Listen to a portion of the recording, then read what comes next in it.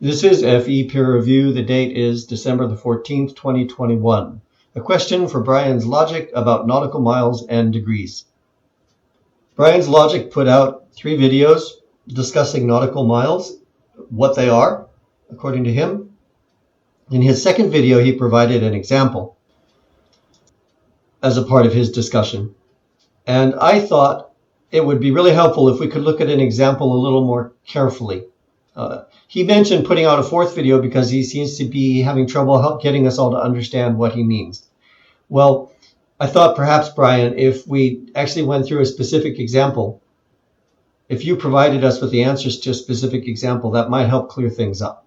So I put together a little exercise, a little homework problem, you might call it, test problem. No, this is not a test on you. This is just if you can tell us what you think the answer is, that will help us to understand what you mean.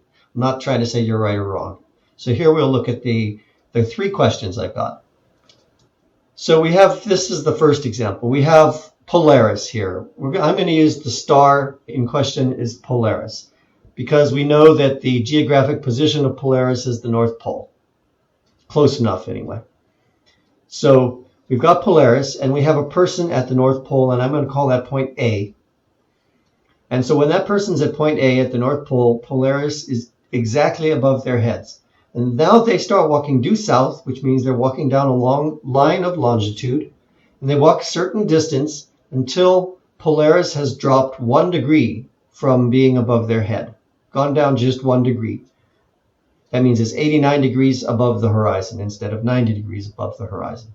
So what is the distance AB that they have walked?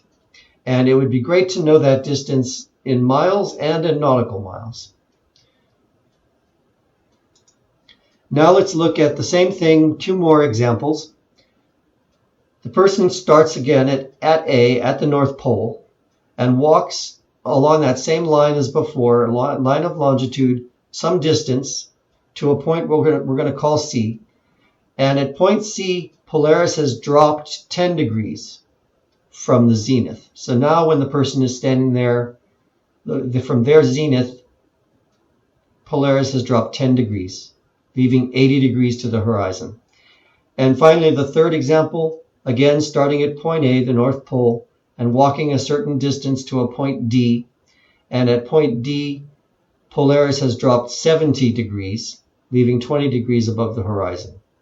So if you could provide the distances AC and AD in both nautical and statute miles, and if you can show your math for how you did that, that would be really great. If you can provide this, I think we might understand what your idea is.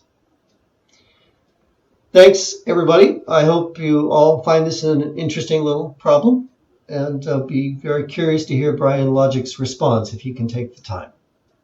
Have a great day. Bye-bye.